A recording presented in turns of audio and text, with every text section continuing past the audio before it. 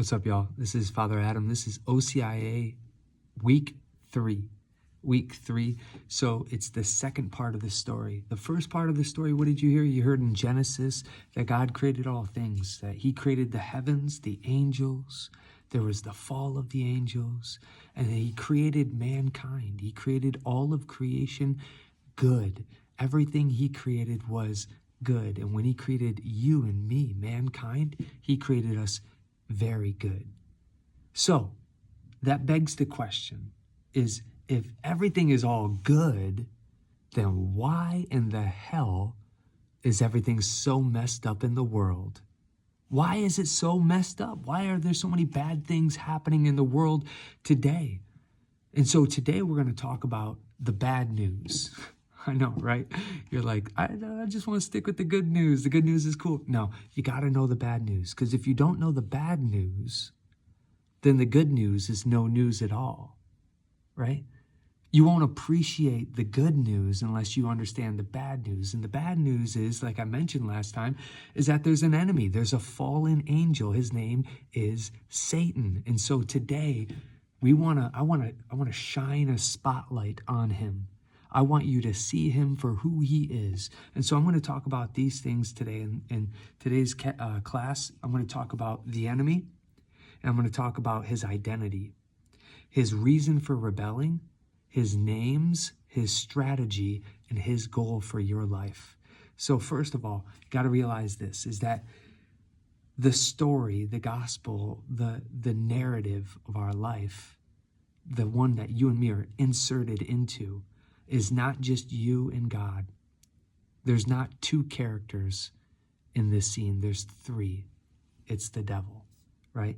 And his identity, who he is made clear in Genesis chapter 3. Last week, I had you read chapters 1 and 2. This time, I want you to read chapter 3. So after this video, or maybe before you watch this video, read Genesis chapter 3. And so the first line of Genesis gives you an idea of the identity of the devil. It says this, Genesis chapter 3, verse 1.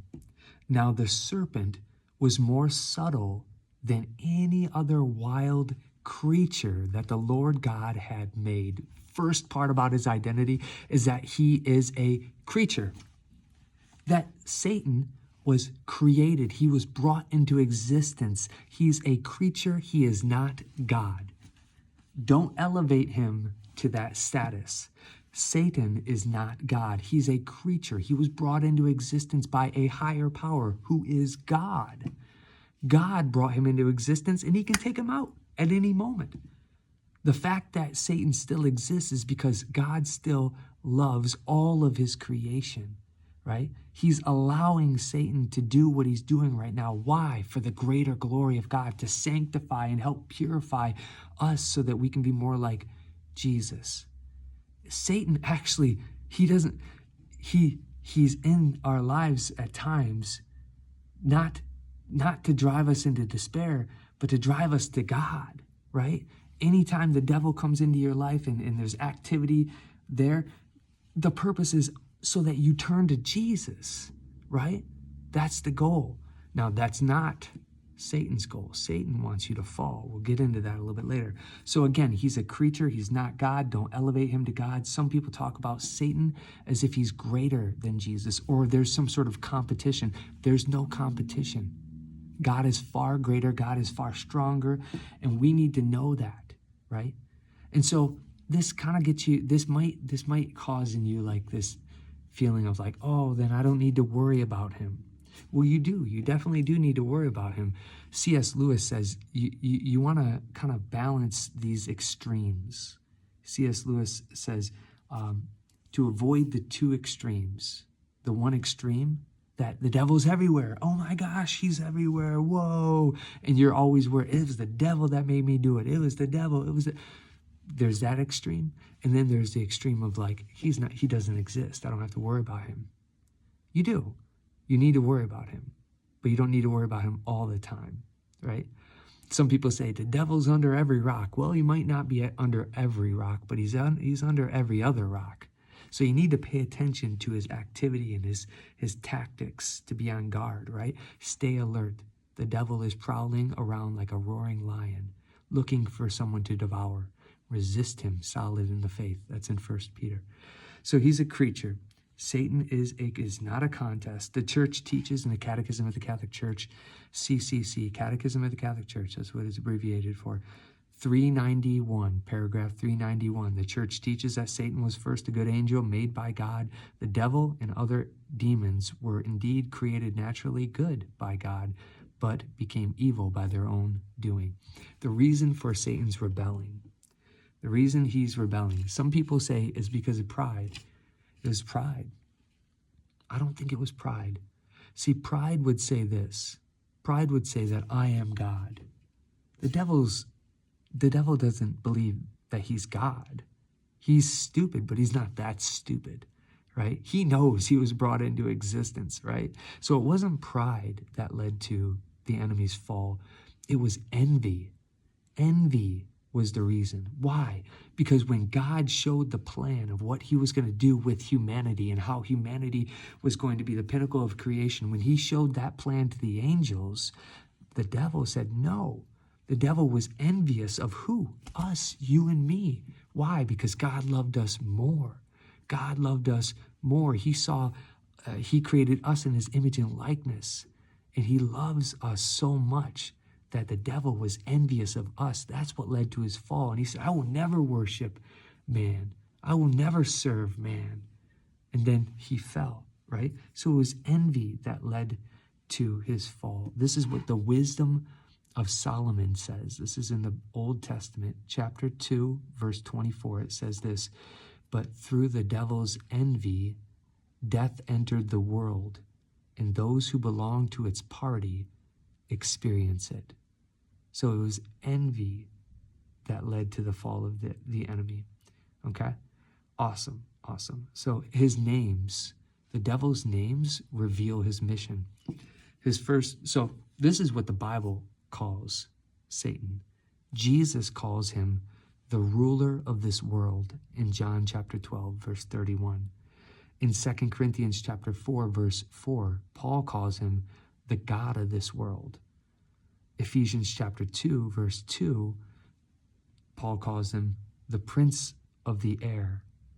So how, that makes me think like he's in charge, that he has authority. How did the devil get authority on earth? How did that happen? You got to ask yourself that question.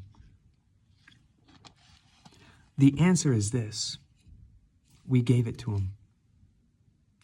We gave the devil authority. We gave him authority. See what happened when he created Adam and Eve? He gave Adam and Eve all authority and dominion. He told Adam and Eve, he said to rule the garden, to till, to have dominion over the garden. In a sense, God was giving Adam and Eve authority, right? In chapter 1 and 2, he gave us authority. Chapter 3, the devil came in, lied to Adam and Eve, got them to believe that God was not a good father and that God was holding back and wasn't giving us fully everything that we needed. And so Adam and Eve believed the liar, Satan, and empowered the lie, right? So what happened is, again, when Satan, the devil, came in and deceived Adam and Eve, we believed him and then therefore gave him authority in our life. We gave him the authority that God gave us. That's the issue. And that's what happens when we believe a lie. When you believe a lie, when someone tells you a lie and you believe it, you empower that. That lie has power in your life, right? You become somewhat of a slave to the lie because you believe it. You believe it. When I was at Nouvelle, there's this young man that he struggled with alcohol. And he said, I'm an alcoholic. My dad was an alcoholic. My grandparents alcoholic. I'm an alcoholic. And he just he believed that his whole life he's going to be an alcoholic and that he was nothing was going to change. And so that had power in his life. He believed it. It made him kind of depressed. It saddened him, right? That's what happened in the garden. is that Adam and Eve believed the devil, gave him authority, gave him the authority. And so Adam and Eve sold humanity into slavery, basically saying, Satan, we believe you, we are going to come into agreement with you, and now we are now slaves to Satan. So what happened is that we gave him authority, and then the devil reigned on earth. The devil, ever since the fall of Adam and Eve, after we gave the devil authority, the devil reigned on earth from the fall all the way up until Jesus. And then Jesus had something to do about that. He came to change all of that. And so we want to be careful that as we're going through this spiritual journey, that we don't believe lies in our life, that we don't believe things that are contrary to the scriptures and to what the church teaches about who we are and who God is.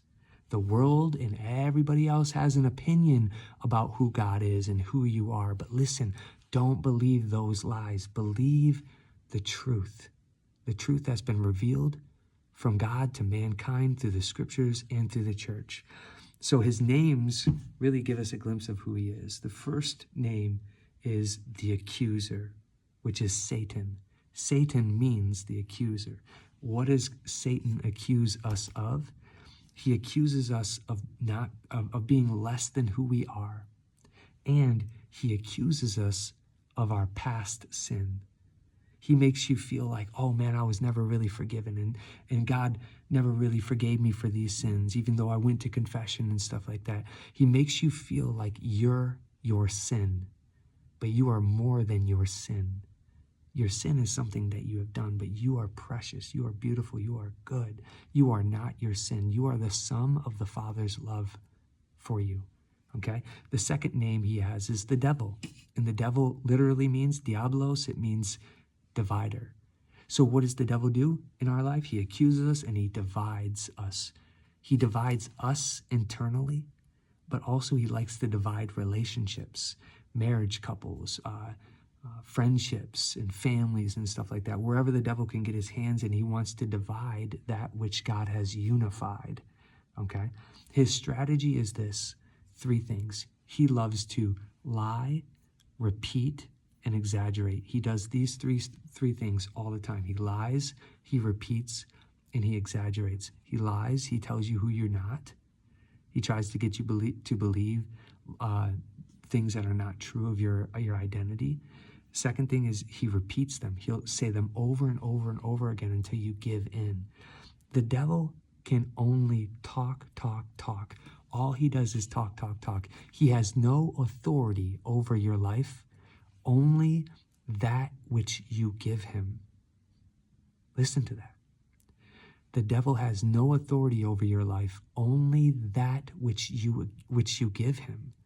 Don't give him authority. Don't believe his lies. He's just yapping away. Tell him, shut up. That's enough. Not today, Satan, right? And then he exaggerates. He makes you feel like, man, this is like the end of the world. I stubbed my toe. Oh no. Well, it's gonna, the day is over.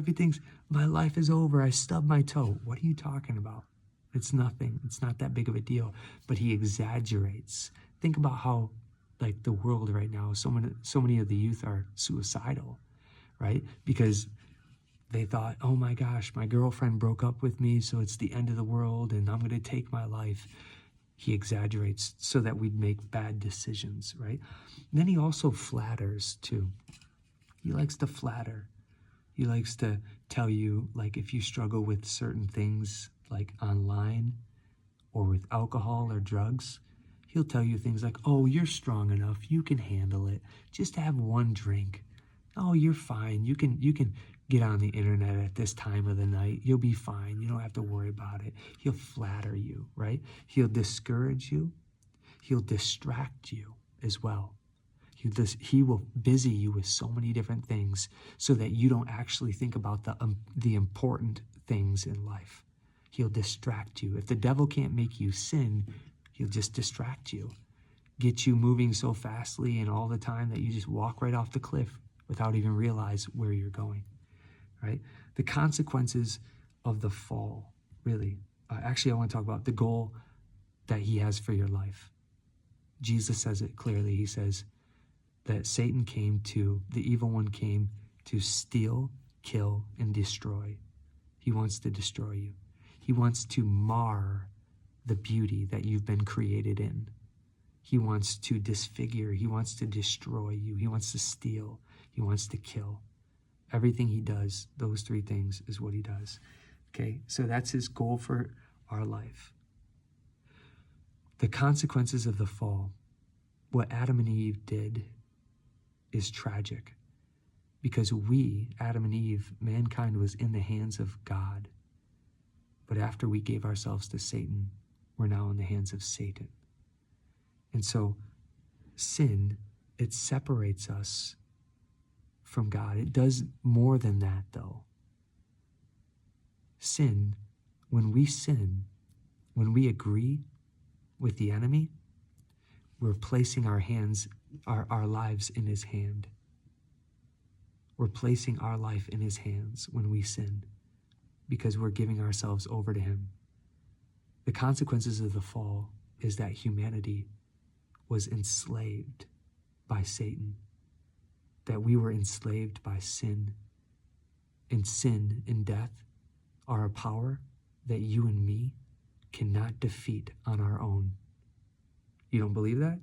Tell me someone who defeated death. Only Jesus, right? No other man defeated death besides Christ himself. Death is a certainty in everyone's life. And how do I know sin is stronger than us?